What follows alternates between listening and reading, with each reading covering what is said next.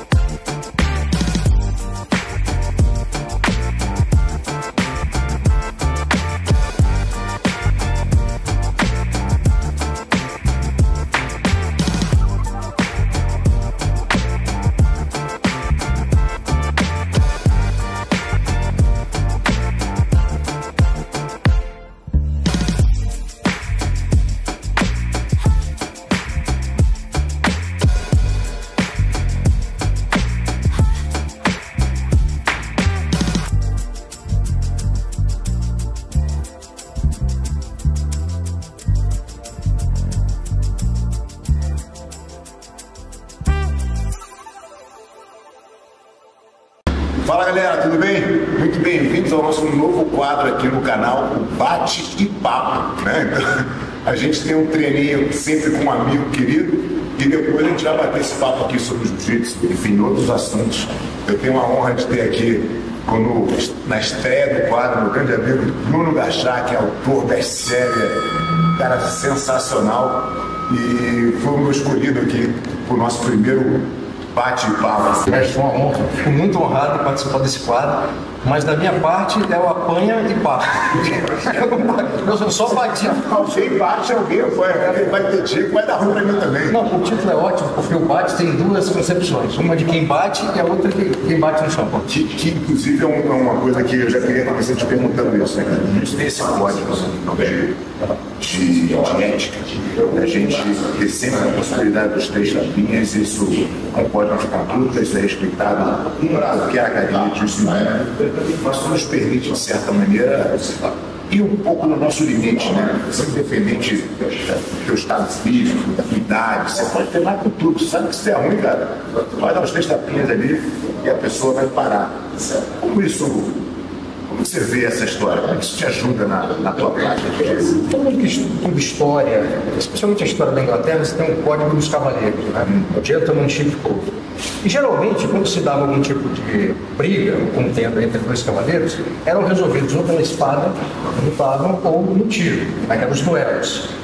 Tanto na espada quanto no tiro, você não tinha como parar, interromper, né? Alguém ia sofrer, ou seria morto, ou seria espetado, enfim, ia ficar gravemente ferido.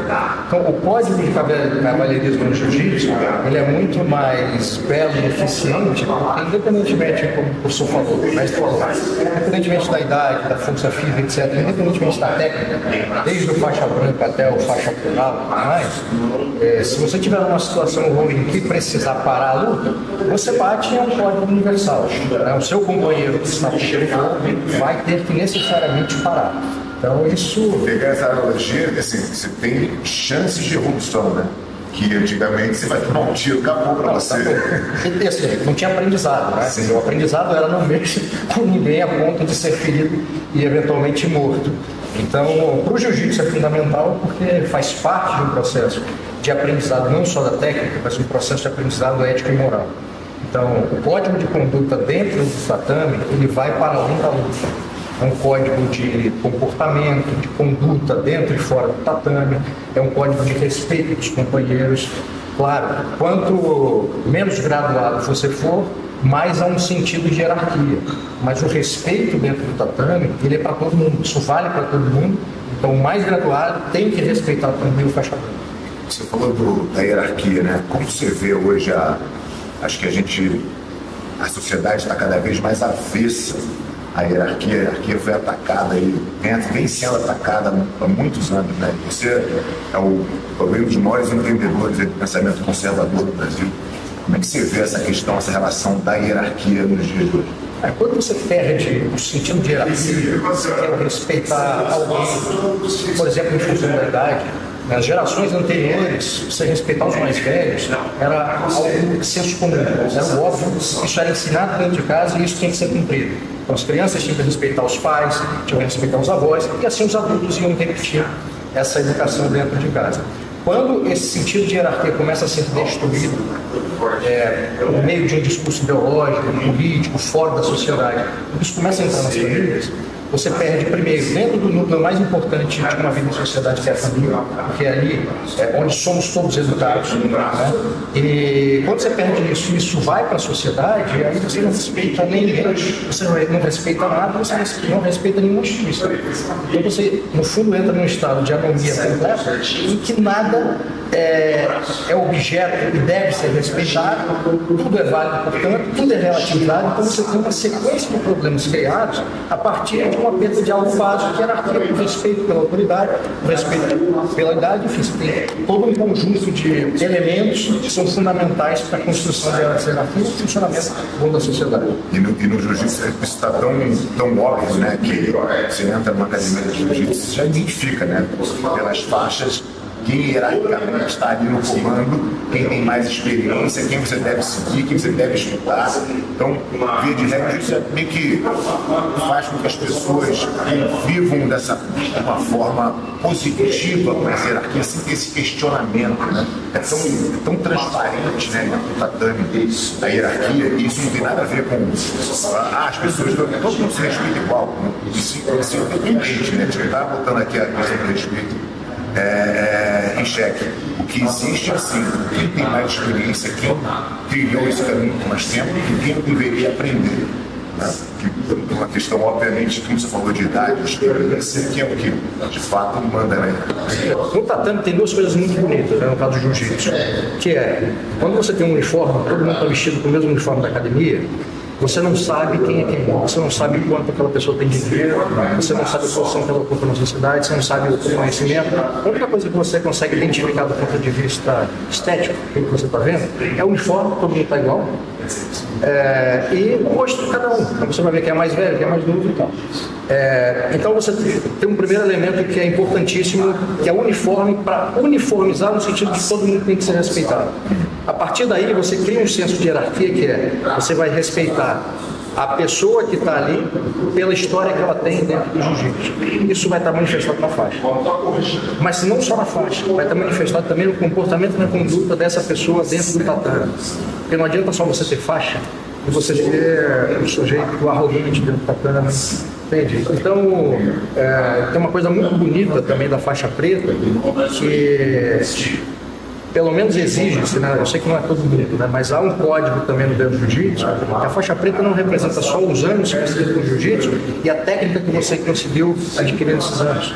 É muito da conduta que você tem no tatame, respeito aos colegas, o sentido de hierarquia, tudo mais daquilo que você ensina, mesmo que não seja técnico, e obviamente o comportamento fora do tatame, né? Porque todo mundo que tem anos de academia, a academia é uma família que está fora de casa.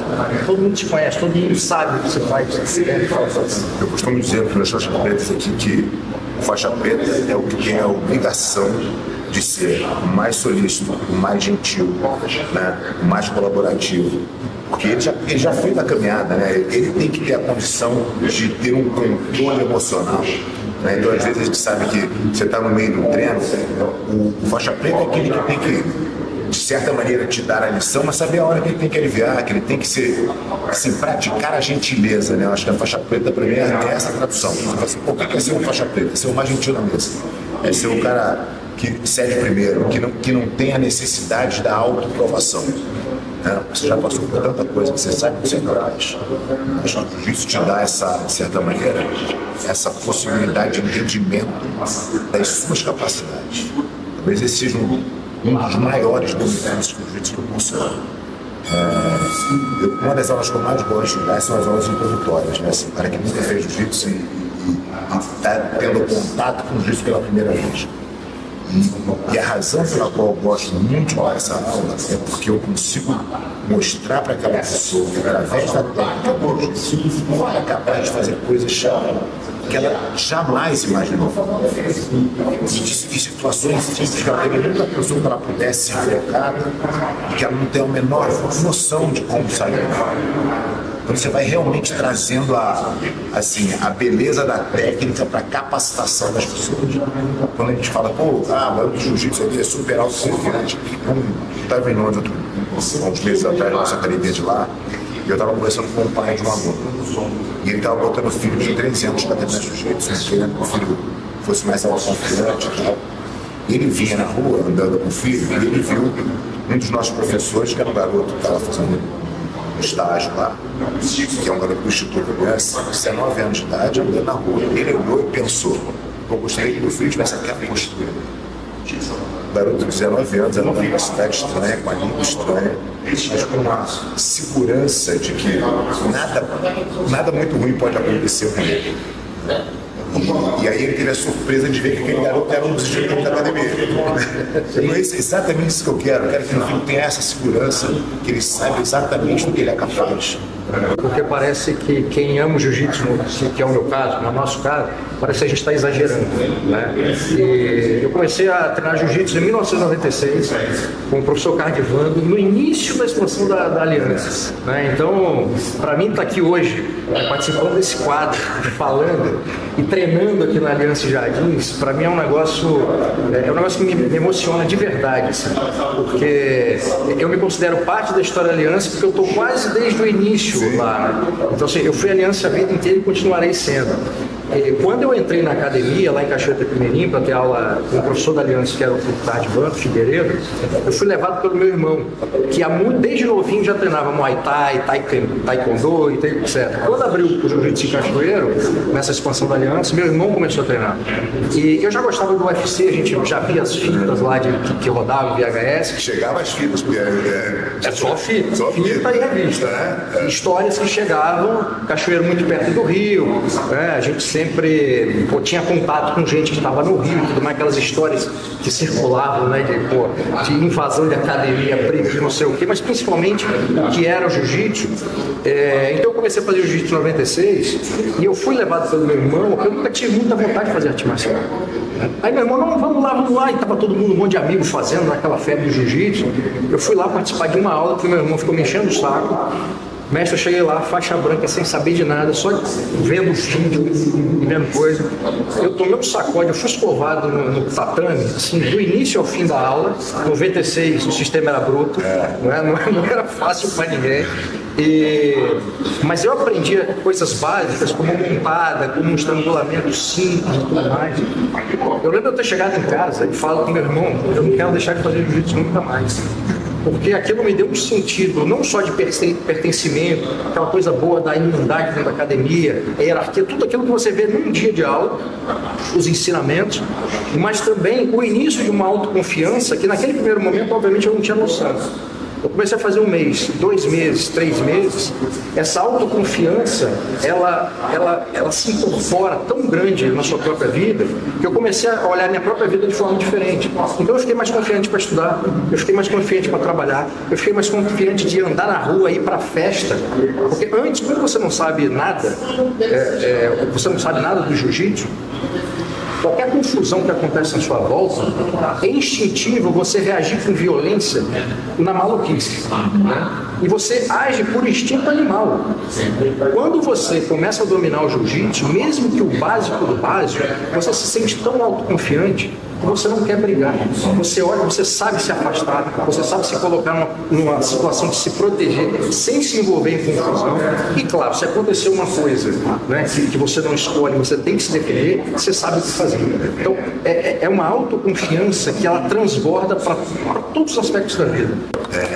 Tem uma parte da aula que eu acho a mais interessante deles, que é quando a gente explica para o aluno como que ele não pode reagir instintivamente, né? Que o jiu-jitsu é criado justamente para combater o instinto. Então, o ser humano tem um padrão de reação. Toda vez que você reage desse jeito, cria uma técnica.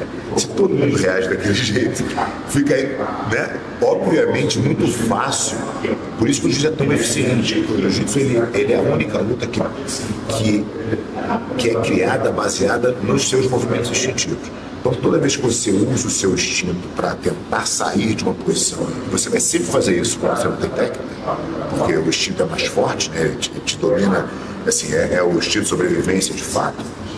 Quando ele toma conta, a técnica se encaixa perfeitamente naquilo e você perde a luta. Então, você começa a controlar as suas emoções.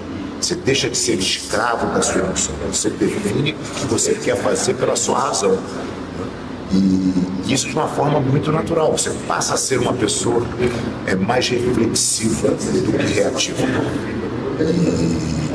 E eu acho que isso é um grande benefício, né? Uma coisa que te ajuda no dia a dia das relações interpessoais, como que você reage a alguma coisa que você de fato não está gostando muito, ou que alguém de certa maneira tentou te agredir ou te ofender, ou quanto você se importa com aquilo. Tudo isso está dentro de um certo controle emocional. Se eu tenho essa capacidade de não ser escravo disso, não preciso te devolver a minha moeda, a vida vai ficando muito mais calma, muito mais serena, né? E as suas decisões, consequentemente, muito mais acertadas. Parte dessa autoconfiança, um dos tijolinhos é justamente isso. Como é natural, né, do ser humano você ter essas emoções afloradas, né? Em algumas áreas isso se manifesta de forma mais evidente, e numa situação de ataque, de ameaça, de violência, isso, claro, isso ainda fica mais. Quando você consegue controlar as suas emoções, tanto para a luta, mas para a sua vida diária, é um negócio extraordinário, porque você passa a ser um filho melhor, você controla suas emoções assim, numa coisa, às vezes dentro de casa, enfim, tem umas coisas, você consegue ser um marido melhor, um pai melhor, um amigo melhor, um profissional melhor. E quando você fala de luta, que você vai lá a coisa mais instintiva, né, do ser humano, e você, claro, aquela adrenalina está presente, né, muita emoção e tal, quando você é capaz de controlar aquilo naquela intensidade, né, e a gente falando um pouquinho mais já da prática e eventualmente até numa competição, numa disputa, os outros problemas que te tirariam completamente desse racional, dessa tranquilidade, eles ficam numa frequência tão baixa, que é tão fácil lidar com aquilo, porque você está acostumado com o extremo, né? Você está acostumado com aquele momento caótico de emoções ali, quando você está prestes a entrar para lutar com alguém. Então, se permitir esse tipo de... que isso pode ser retratado, obviamente, num treino da academia, né? Num treino mais difícil, quando você vai treinar com aquele cara que você sabe que vai ser um treino duro para você, é natural você ter aquela adrenalina, né, num nível mais alto. E quando você se acostuma com isso, qualquer coisa do dia a dia, do cotidiano, que te tiraria, assim, nem mexe, né? Não faz nem onda. Você fala, nossa, tão fácil de lidar com isso de uma forma melhor, mais inteligente, mais ponderada. E aí você vai ficando, obviamente, você vai tomando decisões mais reflexivas, mais pensadas e, na maioria das vezes, melhor. Sem dúvida. Essa é uma frase maravilhosa que está aqui no canto da academia, que acha o conforto no desconforto. Não é fácil. Né? Quer dizer, achar o conforto no desconforto, treinar esse controle emocional e tudo mais, não é de dia para a noite. O jiu-jitsu é um instrumento, é uma ferramenta poderosa, mas é como as virtudes cardeais. Então, você tem que... é um hábito para a vida inteira. Se você não transforma isso num hábito, é como você fazer academia ou fazer dieta. Se você não faz dieta, faz academia, você não vai ficar com o seu corpo mais forte. Se você não comer direito, o seu corpo vai ser destruído. É uma atividade que claro que vai te melhorando dia a dia, acho que é perceptível, mas é infinito. Não tem um ponto de chegada, você nunca vai ser bom o suficiente de jiu-jitsu, tem sempre um monte de coisa para você melhorar. Você nunca vai ser o cara mais virtuoso, um ponto que você não precisa mais evoluir em absolutamente nada no campo das virtudes. Você vai ter sempre ainda uma longa jornada de evolução, né? Mas eu acho que o jiu-jitsu pode realmente ajudar muitas pessoas nesse caminho. Pode. Quer dizer, você tem que ver sua vida como um todo, como parte de um processo. Enfim, é um caminho longo e quer dizer, o que nós estamos em busca, né? Qual é o sentido? É ser uma pessoa mais virtuosa? Então, é para a vida inteira. No jiu-jitsu, você quer ser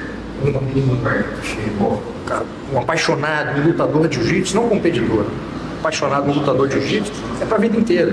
Né? Você não vai parar. É gostar do processo. Tá sempre tentando ser melhor na parte técnica, mas também sempre tentando, por meio das virtudes cardeais, por exemplo, ser uma pessoa melhor. Né? E dar a sua contribuição dentro de casa e fora de casa. O jiu-jitsu é uma ferramenta poderosa. Todas as pessoas que eu conheci durante a vida, que eu insisti para que fizesse jiu-jitsu, todas elas me agradecem até hoje. É um negócio fabuloso. Muito bom. Brunão, muito obrigado, sensacional. Obrigado. Bate e papo. Bruno Garchaca.